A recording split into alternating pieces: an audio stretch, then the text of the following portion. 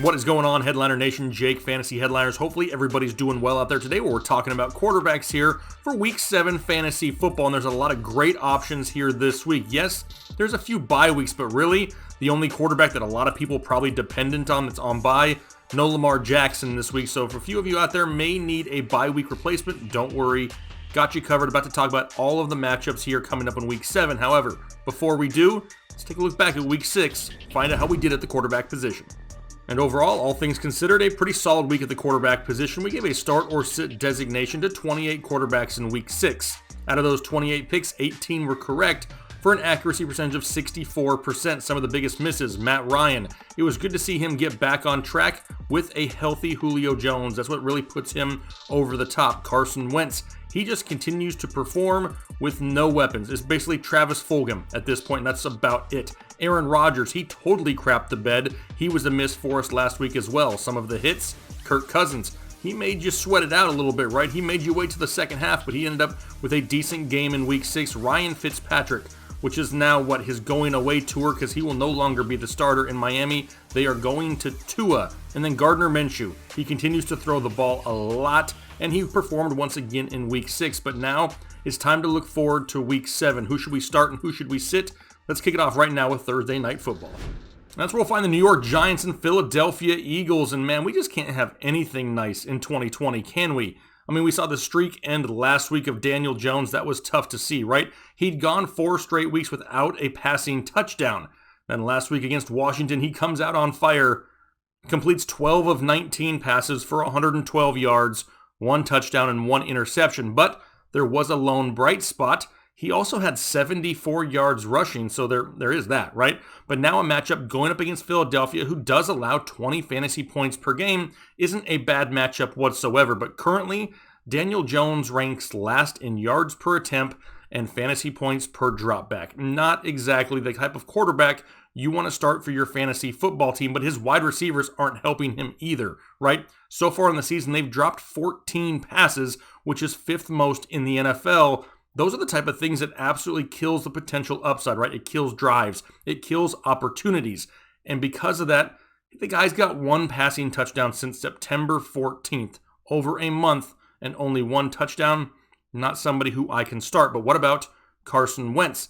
I mean, this guy just continues to stay safe, and he does it while he continues to lose weapons. What could this guy do with some really top talent wide receivers that are healthy around him? I mean, he's lost Zach Ertz, it looks like now. Miles Sanders is injured, and Travis Fulgham is his number 1 option. Don't lie. The majority of you guys had no idea who Travis Fulgham was until a couple weeks ago. Now that's his number 1 option in Philadelphia. He is averaging right around 20 fantasy points per game and is still the quarterback 9 overall, though. But this is not the easiest matchup. The Giants' defense is very underrated. They allow right around 16 fantasy points per game, which is 5th best in the NFL. I'll start Carson Wentz this week for the safer floor, but when it comes to my top 20 rankings, he's going to be a few spots lower just because that ceiling just isn't there in a tougher matchup with limited weapons. Now, no Sanders, no Ertz. I mean, it just keeps getting worse and worse for one Carson Wentz. Now we'll mosey on over to Sunday football. The first game up, Pittsburgh Steelers, Tennessee Titans, and Ryan Tannehill has just been playing great lately, right? 7 touchdowns to 1 interception over his last 2 games. He's currently quarterback 10 in fantasy football, averaging right around 23.5 fantasy points per game, and he's completing over 70% of his passes at this point. As of right now, the number 3 quarterback in fantasy points per dropback and is number 5 in touchdowns with 13. There's an issue, though. He lost his starting left tackle, Taylor Lewan, to a torn ACL, and yes, that matters. He also has a matchup this week going up against the Pittsburgh Steelers, who allow right around 17 fantasy points per game, which is 7th best in the NFL. But with the way this guy has been playing, we cross our fingers and hope that he has Jonnu Smith back from a mild ankle sprain and can continue to put up solid numbers. I'll still start Ryan Tannehill. Same thing pretty much goes for Big Ben also, right? Playing just fine. 11 touchdowns to 1 interception so far on the year, averaging just about 18.5 fantasy points. And a lot of people look at last week and say, man, he sucked last week. Did you watch the game? Because they were up so big, he didn't have to throw the ball very much, only had 22 pass attempts in week 6. I look for him to bounce back in a game this week that'll be a lot more competitive than maybe last week's was, going up against the Titans. This should be a very fun game to watch. I'll start Big Ben also. Plus, don't forget, there's a good chance he should get back Deontay Johnson. If that's the case, this offense just gets one more weapon at its disposal. Cowboys and football team up next, and the Red Rifle Andy Dalton looked a little bit more like one of those dollar store squirt guns last week because it was just bad in week 6, but he was constantly under pressure because his offensive line is seriously banged up. How banged up are they? How about starting right tackle Lyle Collins on IR, center Joe Looney on IR, left tackle Tyron Smith on IR. How about starting guard Zach Martin? Missed part of last game, has a concussion, still questionable to play this week. That's a lot of beef up front, a lot of all-pro beef that is not there to protect Andy Dalton. And it's just going to be one of those things that the Washington sees, right? If we're sitting back here and we see it, I guarantee you Ron Rivera and the football team see it, and they're going to be dialing up all kinds of pressure to pressure Andy Dalton here this week. But it's not a bad matchup, right? I mean, Washington allows right around 21 fantasy points per game, which is 9th most in the NFL. There's just a lot of other options that I would prefer over Andy Dalton. One of those options is actually Kyle Allen of the Washington football team. Last week, 280 yards passing, 2 touchdowns, 1 interception against a difficult Giants secondary that we just talked about. And as of right now, the Dallas Cowboys defense is weaker than one of those YouTube keyboard warrior trolls that you see every once in a while. I mean, they're allowing 21 fantasy points per game, and the whole team just looks off, right? You hear of drama in the locker room, and players already calling out coaches saying that they're just not prepared enough and they're unorganized. It's just a mess right now in Dallas. One of those things that I think Dak Prescott covered up a lot of, and now that he's not there to make up for the shortcomings of others, it's starting to all come to light, and Dallas just does not look great. Maybe this lesser run attack of the Washington football team leads to more passing, looking for Terry McLaurin to possibly have a good day, and like I said earlier, I would rather start Kyle Allen this week over Andy Dalton. Bills and Jets, and maybe we get Sam Darnold back this week. He's only practicing on a limited basis, but there's still a chance. Doesn't matter, though, because he's still on the Jets, and this is a horrible offense with a lack of weapons and a low touchdown upside on a weekly basis for whoever their quarterback is. Now, right now, Buffalo is allowing right around 22 fantasy points per game, which isn't bad, but there's no way that I could start the quarterback, whether it's Flacco or Darnold this week for the New York Jets. That's how much I just don't like Adam Gase. He is a horrible coach. But what about Josh Allen? Kind of struggled a little bit as of late, right? Only had 1 interception through the first 4 games of the season. In the last 2 games, he's had 3 interceptions, but he still hasn't scored less than 18 fantasy points a game. The Jets allow almost 20 fantasy points per game, and these two faced off in week 1. How did Josh Allen do? He had 312 yards passing, 3 touchdowns, no interceptions, and 35 fantasy points. I think it's going to be just fine to start Josh Allen here this week against the Jets. Panthers and Saints up now, and it's Teddy B revenge week, right? Going against his former team, the New Orleans Saints, but I don't know if I can really picture Teddy B taking revenge on anything, right? He just seems like too nice of a guy to really even think about it. Plus, he's coming off a tough matchup last week against the Bears, where he threw for 216 yards but had no touchdowns and 2 interceptions. This is a much better matchup for him this week, though, because New Orleans allows almost 24 fantasy points per game, 4th most in the NFL to opposing quarterbacks. Plus, as of right now, he's still top 10 in passing yards, yards per attempt, and completion percentage. Another little-known fact that I saw while I was researching on Teddy B, he also has 11 red zone carries, which is second to only Cam Newton. So once he gets in the red zone, it's not out of the question for him to call his own number and scramble outside of the pocket. Teddy B knows this defense pretty well after playing there for a few years behind Drew Brees. He's a solid start, and I don't mind it here this week. What about Drew Brees on the Saints side of things? Looks like he could have Michael Thomas back this week. Coming off the bye week, everybody should be fresh and well prepared for this game. Brees was still averaging right around 18 fantasy points a game without Michael Thomas, but he just lacked that ceiling, right? He was trying to spread the ball around a lot, didn't have that true go-to guy like he does with Michael Thomas. Now, right now, Carolina is ranked number 4 in the NFL against opposing quarterbacks, allowing only 14.5 fantasy points per game. But we got Drew Brees at home, possibly with Michael Thomas, and fans in the stadium for the first time this year for him, yeah, I'll go ahead and feel just fine firing up Drew Brees here in Week 7. Packers and Texans, and yeah, that happened in Week 6 for Aaron Rodgers. How much did that suck? But let's give a little bit of credit there to Tampa Bay. Their defense played absolutely great, and now this is a much better matchup for Aaron Rodgers going up against Houston, who allows just over 20 fantasy points per game to opposing quarterbacks. The biggest issue I see here for Aaron Rodgers is Houston is so poor against the run. Do they just rely a lot more on the running game in Green Bay, which limits the potential ceiling for Aaron Rodgers? But the thing we can say about Aaron Rodgers is the big play, it's always there, right? They're always looking down the field. How do I know that? Well, right now, Aaron Rodgers is number 1 in the NFL among all quarterbacks in deep ball attempts, with 32 of them as of right now. Don't overthink this one. It was just a bad week. Fire up Aaron Rodgers. Same thing goes for Deshaun Watson, right? He's currently quarterback 6 in fantasy football, averaging right around 22 fantasy points per game. Currently has 11 touchdowns to 3 interceptions over his last 4 games played, and is the number 1 quarterback in yards per attempt. And finally, he's having an opportunity to play with the same weapons for multiple weeks because everybody is staying healthy. Green Bay allows right around 18 fantasy points per game. We're firing up Deshaun Watson here in Week 7.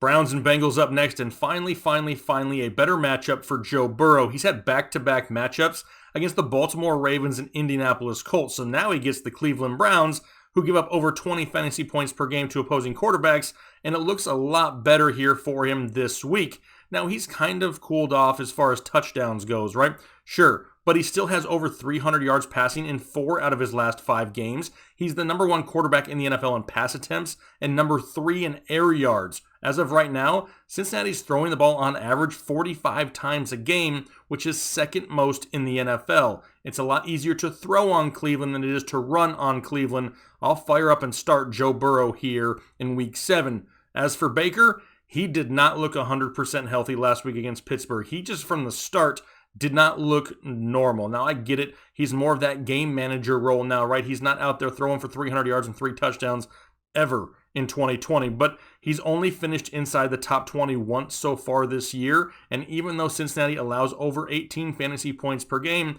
I can't trust it until we at least see him as an option that's 100% healthy. We know that he still has Odell Beckham and Jarvis Landry and Austin Hooper and Kareem Hunt. He has the ability to put up top 15 numbers, but not when he's banged up, especially not when his role has been delegated down to a game manager type of role like it is right now. Lions and Falcons, and all of Matt Ryan's fantasy owners watched him play last week and found themselves saying, "It's alive! Oh, it's alive! It's alive! It's alive!" And it really has everything to do with a healthy Julio Jones, right? I mean, go figure. When one of the best wide receivers in football is healthy, the quarterback plays better. But in those games that Julio's been fully healthy this season, 10 touchdowns to 1 interception there for Matt Ryan, plus on the year, number 2 in attempts, number 3 in deep ball attempts, number 2 in passing yards, and he's also number 1 overall in air yards, which means they're throwing the ball down the field and big plays are aplenty. Right now, the Lions allow over 20 fantasy points per game to opposing quarterbacks. He's back, y'all. Feel fine firing up Matt Ryan. For Matthew Stafford, we really need him to throw the ball a little bit more, right? When you think of Matthew Stafford, you think of a lot of pass attempts. It's what he's done his entire career. Over the past 3 games, though, only averaging 31 pass attempts per game, which puts him on pace for the fewest amount of attempts in his entire career for a season. Plus, he's also quarterback 22 in deep ball attempts, so they're not going deep down the field like they have in the past either. Less big plays, lower ceiling. Plus, another thing to note, as of right now, he ranks as number 31 as far as quarterbacks in the NFL goes, as far as his wide receivers' target separation. His guys aren't getting open, and that's what's limiting the ceiling of Matthew Stafford. Now, it's a matchup with the Falcons, who allow right around 30 fantasy points per game, the most in the NFL. I'm not going to sit Matthew Stafford, but I'm kind of just going to temper expectations until we can see him start to approach that ceiling a little bit more consistently here this season. Seahawks and Cardinals, and there may not be an easier decision to make than this one right here with Russell Wilson and Kyler Murray. They're both automatic must-starts at this point, right? Kyler Murray currently the number 1 overall fantasy quarterback Russell Wilson, number 4. The reason he's number 4, he's already had his bye week. Had he played every game so far this season, more than likely he would be number 1, Kyler number 2. But Kyler Murray has finished inside the top 5 4 out of 6 weeks. He's averaging 62 yards rushing a game and has 16 total touchdowns. For Seattle, they allow 25.5 fantasy points per game, and you never sit Kyler Murray. He could be in for another big day this week. And the same goes for Russ, right? He's got 19 touchdowns to 3 interceptions. He's constantly looking at the big plays with Tyler Lockett and DK Metcalf looking down the field. Arizona does have an above-average defense. They only allow 17 fantasy points per game, but this is Russ. We're going to let him cook and continue to start him. Jags and Chargers, and it's good to have Justin Herbert back off of his bye week. I mean, this kid, for being a rookie, still delivers some of the cleanest balls there is in the league to his wide receivers. Speaking of cleaner balls, he's going to be my Manscaped start of the week is Justin Herbert. Don't forget, after this video, head over to manscaped.com and at checkout, use the promo code HEADLINERS, all caps, receive 20% off your order plus free shipping. Do that right after this video. But Justin Herbert just continues to impress, right? For being a rookie, he threw for 290 yards, 3 touchdowns, and 1 interception against Tampa Bay a couple weeks ago. The same defense that just gave Aaron Rodgers a fit, and then he followed it up with 264 yards passing, 4 touchdowns, and no interceptions in primetime against Drew Brees and the New Orleans Saints. Now he gets a matchup against the Jags. It's going to feel like a walk in the park. They allow over 20 fantasy points per game, and hopefully with the bye week, it helped heal up Keenan Allen. That's definitely a weapon he needs to utilize more in this offense. The big play chemistry seems to be there with Mike Williams. We saw that before the bye week, and I love the start this week of one Justin Herbert. Same can kind of be said for Gardner Minshew, right? He's had 40-plus pass attempts in 5 straight games. As of right now, he's number 1 in red zone attempts and number 6 in passing yards overall. He really needs some help from his wide receivers, though, because they've dropped 15 passes on the season so far, which is 4th most in the NFL. The Chargers allow over 24 fantasy points per game, which is 3rd most in the NFL. Now, with 5 top 13 finishes over his last 6 games, it's hard to sit Gardner Minshew, especially with DJ Chark there in the lineup. Niners and Patriots, and it was good to see Jimmy G get back to full health last week, where he threw for 268 yards, 3 touchdowns, and no interceptions against the Los Angeles Rams, but it's a little bit more difficult for him here this week, right? Going up against New England, they allow only 16 fantasy points per game, which is 5th best in the NFL, and now he doesn't have his starting running back in Raheem Mostert, but he still has plenty of weapons, and I love the Kyle Shanahan offense. Deebo Samuel, Brandon Ayuk, George Kittle, Jerick McKinnon. Maybe if they can't get the running game going, they rely a little bit more on the creative passing attack, and that's what we're looking for here this year. Plus, don't forget, this is still kind of a revenge game, right? It seems like a long time ago, but this is the first time that Jimmy G will face the Patriots, who then sent him to San Francisco just a few years ago, right? It's been a long time, but this is the first matchup. He's getting an opportunity to stick it to Bill Belichick if he wants it. Now, as for the New England side of things, Cam Newton remains reliable on the running game, right? Only 2 passing touchdowns on the season, but does have 5 rushing touchdowns in the 4 games that he's played. It's that rushing that really keeps his floor safe, right? He's not going out there and putting up huge numbers in the passing game. However, this week, he may have to throw the ball a little bit more. It's a little easier to throw on San Francisco than it is to run on them. They allow 19 fantasy points per game to opposing quarterbacks, and don't be surprised if we see Cam Newton call his own number once they get inside the 5-yard line once again this week. Chiefs and Broncos, and Patrick Mahomes is an obvious must start, right? I mean, he's currently quarterback 2 overall. He's thrown for at least 2 touchdowns every game this season. Only has 1 interception on the year. Now he gets to go up against Denver, who allows over 21 fantasy points per game to opposing quarterbacks. Could be another big week for Patrick Mahomes, but what about Drew Lock? Kansas City only allows 18 fantasy points per game, but if I had to guess, I would think that the Denver Broncos have to continue to try to keep pace this week with the Kansas City Chiefs, which could force them to throw for all 4 quarters. There's a chance that he gets Noah Fant back. It looks like he's going to have Melvin Gordon at his disposal this week also. I don't love Drew Lock this week. He's not a must start. He will be inside my top 20, but he's going to be closer to 20 than anything else on this list. The upside, I just don't see it consistently here this week just yet. I love Lock going forward, just not so much here in week 7.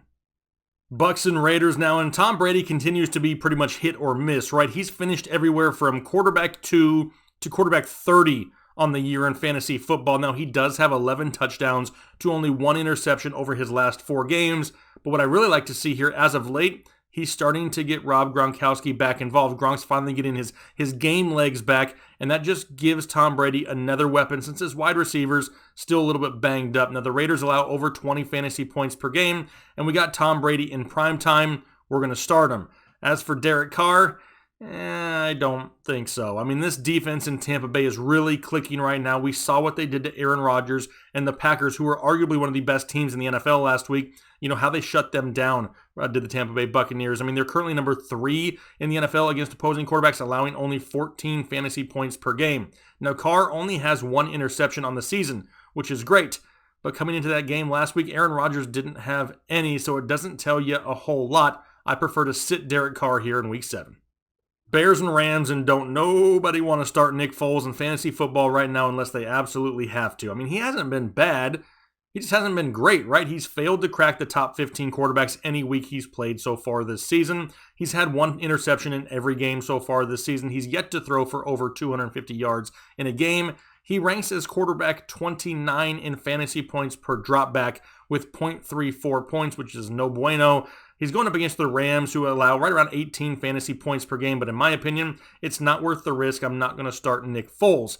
For Jared Goff, he just struggles with consistency, right? It's kind of hard to find that middle ground with Jared Goff. He does have 18 fantasy points in 4 out of his last 5 games. He's thrown for multiple touchdowns in 4 out of his last 5 games, but this is a matchup against the Chicago Bears, who are number 1 in the NFL against opposing quarterbacks, allowing only 12 fantasy points per game. Goff on Monday night in prime time in a tough matchup, in my opinion, this just spells disaster, and it's really hard for me to trust him here this week. I prefer to sit Jared Goff here to end Week 7.